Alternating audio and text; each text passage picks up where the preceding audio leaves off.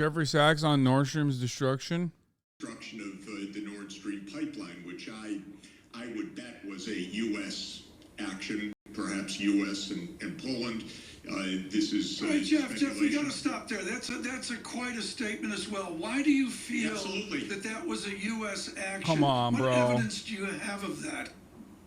Well, first of all, there's direct radar evidence that U.S. Helicopters, military helicopters that are normally based in Gdansk, were circling over this area. We also had the threats from the United States earlier in this year that one way or another we are going to end Nord Stream. We also have a remarkable statement by Secretary Blinken last Friday in a press conference. He says, this is also a tremendous opportunity. It's a strange way to, it's a strange way to talk if you're worried about the piracy on international infrastructure of vital significance. So I know this runs counter to... That's so crazy, man. I can't believe it. There's no way it was America or America-aligned units. I mean, that'd be crazy. What? U.S. and Poland? That's a vast overestimation of Polish abilities? Yeah, no shit, brother. But that doesn't matter. Everything in that region that is done against Russia is being done by pro-America and America-trained, American weapons, and are people who are trained by Americans. Like, it's not like the Polish submarine force is responsible single-handedly for it.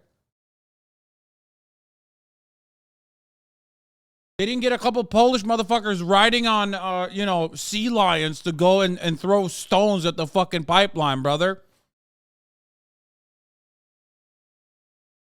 Dank Hackermans. You know what I mean? For what? I'm on a jet ski.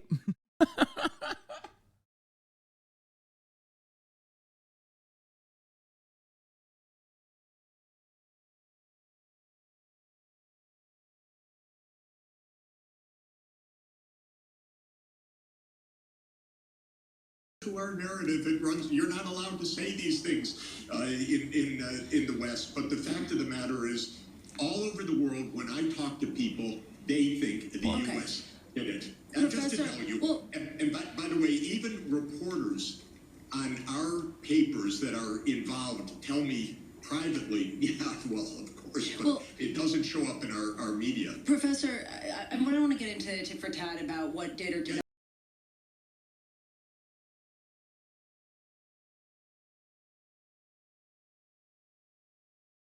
Anyway.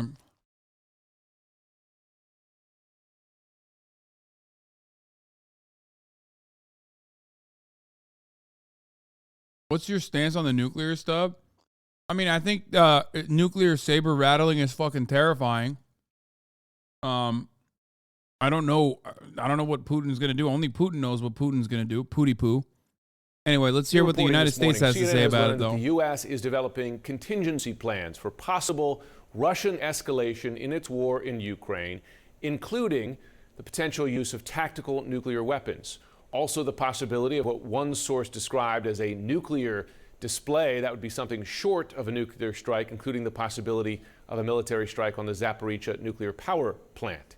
Joining me now to discuss, retired Brigadier General Mark Kimmett. He's former Assistant Secretary of State for Political Military Affairs, also former Deputy Director for Plans and Strategy at U.S. CENTCOM. General, good to have you on this morning. Hi, Jim. How are you?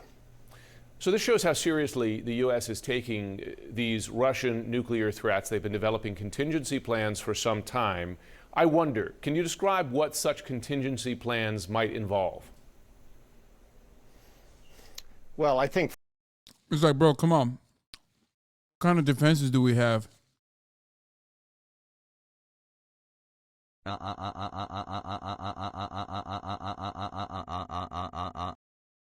up. No, but for real, come on, dude. Just give us the nuclear defenses.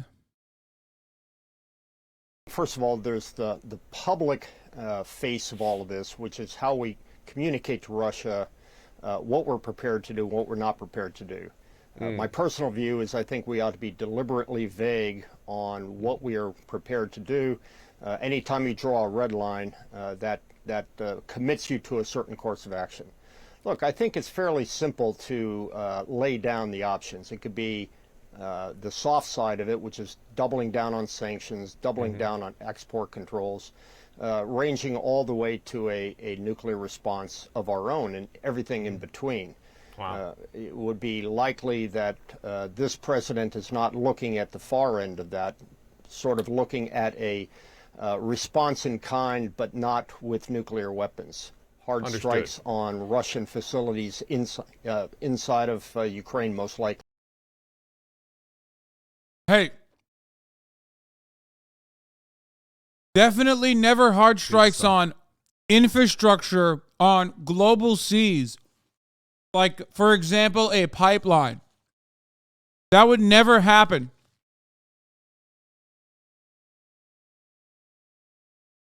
I just want to point out, America hasn't done that and will certainly not do that, surely. That's exactly how General Petraeus described it. He said, hypothetically, and again, he's not basing this on any public, revelation of intelligence, we would respond by leading a NATO collective effort that would take out every Russian conventional force that we could see and identify on the battlefield in Ukraine, also in Crimea. Does that sound like the response you'd be thinking of? Well, I certainly don't have a vote in the matter, but I think that's certainly one of the options they'd be considered, and I'm glad to see I'm in good company as Dave Petraeus. Let me ask you this then, because a concern from the start of this war, which has qualified really every U.S. NATO step in response to the Russian invasion, the quality of weapons, the range of weapons, the degree of military support for Ukraine, has been concerns about sparking a broader war with Russia. For instance, that's why the idea of a no-fly zone was eliminated, because that would be putting NATO warplanes in direct conflict with Russian forces. Would a response like this, and this has to be part of the calculation, right? There's a risk of sparking a broader war, is there not? Brother, if they launch nukes, it's over. Hasan. What do you mean no-fly zone? It's more like all nuke zone.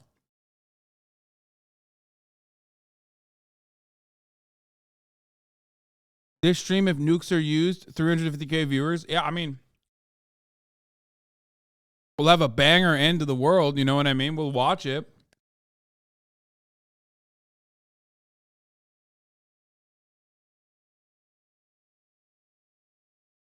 That's how it works. There's no world in which it's like, oh, we're going to do a baby nuke, and then you guys will do like a little bit larger of a baby nuke, and then it'll be fine. It's like one nuke is all nukes. Dua Lipa said it best. One nuke is all it takes.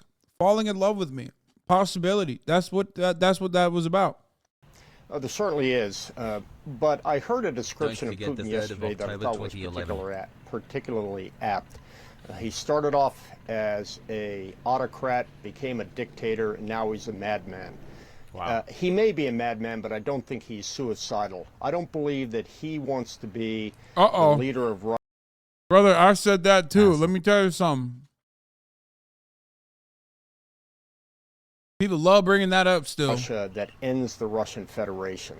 So I think we ought to take his threats seriously, but I don't think we should be cowed or coerced into any particular action as a result. And I should note, and this is in our story this morning, that the U.S. to date has not detected any movements of Russian nuclear forces or weapons that would indicate that such an attack is imminent. I do want to talk about the battlefield right now and Ukrainian progress, because we saw that rapid advance in the northeast at the start of this counteroffensive. Now we're seeing, if not quite rapid advance, but still substantial advance in the south around Kherson. How bad is the situation for Russia and its forces? Have we seen the beginning of a broader retreat here? That's hard to say, Jim, because if you look at it from classic military analysis, the Russians should be doing far, far better. A quantitative assessment says that the Russians have the advantage. But it's the intangibles that we're seeing on the battlefield, the morale of the Ukrainians, the equipment they have, the leadership that they have versus the brain rot? Oh, man, it's like, it's literally the weapons, dog. That's it. It's the weapons. They have a fucking endless funnel. 20 holy hell, you're the man. There's enough people who honestly and legitimately and earnestly want to defend their country. So there's that. And that is going to happen when you get invaded. 10-month brain rot, let's go. And weapons.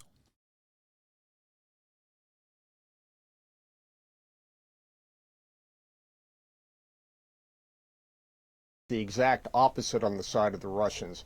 I don't think you can take a conventional Thanks for all the military great ruler content. and measure this as well as may have been in the past. I don't particularly think there's going to be a breakout anytime soon, but there will be continued pressures on the Russians, both in the north and the south. Brigadier General Mark Kimmett, good to have you on this morning. Thanks so much.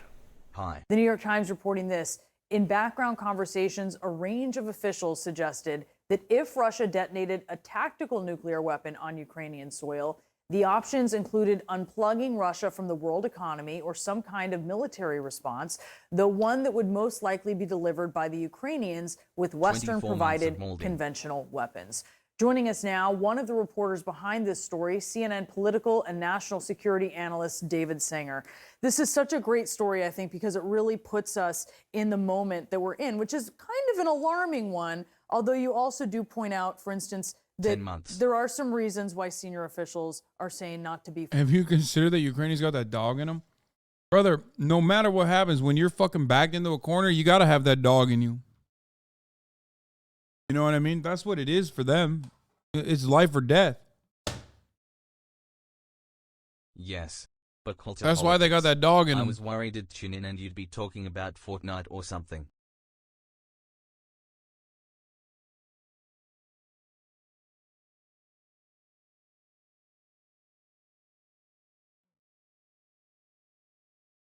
One year of cured brain rot, Pog. The invading force has logistical hurdles to overcome that they're having a hard time overcoming, and the defending force has an incredible amount of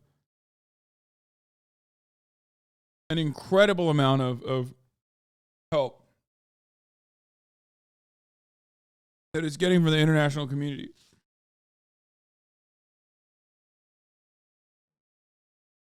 Fully concerned at this point in time, but just put into context where we are.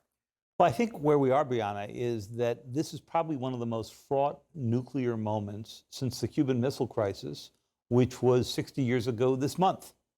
That said, there's no evidence right now that we see the Russians moving any tactical weapons. They're small, so it might be easy to miss them, but there is no evidence of that at this point. And they don't believe that Putin yet has his back so up against the wall that he would turn to this. It's also not entirely clear how much using a tactical weapon would help him on the battlefield, except to try to freeze things, to basically say to the Ukrainians, if you make one more move toward throwing us out of the Donbass or these other areas, just know that I can take out your entire country and turn it all into wasteland. But the consequences for Putin would be high. David, surely Putin knows among those consequences would be global condemnation, right? That, you know, there are still some countries that he has somewhat on his side, including China. He must know that he would very quickly lose that support if he were to do anything on the nuclear front. I think that's right, Alex. He would. And, you know, China and India are two countries that are continuing to buy oil, for example, and not part of the major sanctions regime. At the same time, what worries most American officials is what happens when Putin comes to the conclusion that the war is going so badly that it's an existential threat not only to Russia, but to him and to his own rule. And at that moment, he may reach for whatever he has got. Now, he may also think that over time, other countries have broken taboos and gotten away with it. You notice it in the speech. The first thing that the one last week, first thing he said was, there was Hiroshima, there was Nagasaki, and you set a precedent when you did. Homie's talking about nuking civilian populations. He said broken taboos, bro. This is why, like, I always say America and Russia, or American imperialist leadership and Russian irredentist actions are like this, okay? It's like this. Straight up. Because like they're talking about they're talking the same game. The only difference is like obviously America is the global superpower, so it doesn't matter. They can do whatever the fuck they want. You know what I mean? Did that. Yeah, that is so alarming because that's part of what has been this campaign of rationalization, right? Where he's saying, oh, they set the precedent. The U.S. set the precedent. He's also, on this rationalization, had these illegal annexations of these 4 areas of Ukraine. And when you look at Russian military doctrine, and he keeps reemphasizing this, as have other Russian officials, nuclear weapons can be used if there is an existential threat to Russia. And now it seems to be the rationalization is, oh, well, this is Russia. So if you go after this, yeah, we could use a nuke. Right. That is the backwards rationalization. It would also seem to apply to Crimea. And of course, we've seen the Ukrainians attack Crimea, and he's not reached for nuclear weapons at that moment. You know, the oddity of all of this, Brianna, is that nuclear weapons are one of those things that are much more powerful in the perspective, in the threat that you might use it, than they are when you actually go off to use it. And this is not like the old Cold War days where the concern was they would lob a nuclear weapon at the United States, and in return for New York, you take out Moscow or whatever. In this case, he's talking about using a small weapon. Days where the concern was they would lob a nuclear weapon at the United States, and in return for New York, you take out Moscow or whatever. In this case, he's talking about using a small weapon that would be used on presumably a military base, maybe a low populated area. The West is not cool. Whatever, dude. You know, back in the day, that was the stakes. You know, we would just talk about stuff like that. Now we're just talking about like baby nukes. Just a little nukey poo. Going to fire a nuclear weapon back in return for that. They may. The threat of nukes is the main usage of nuclear power. That's all he said, and your dumb chat is confused. No matter what happens, it's still pretty bad.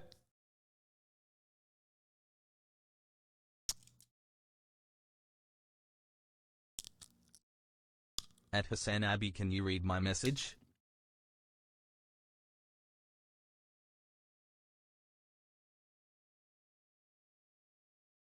Actually, as we reported, use conventional weapons. There could be some kind of a military response, but not a nuclear response.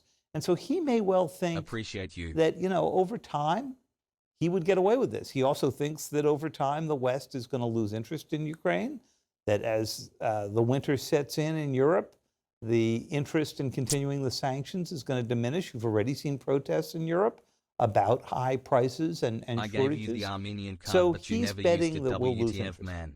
The Ukrainian army made another substantial gain over the weekend. It retook the eastern city of Lyman just hours after Russia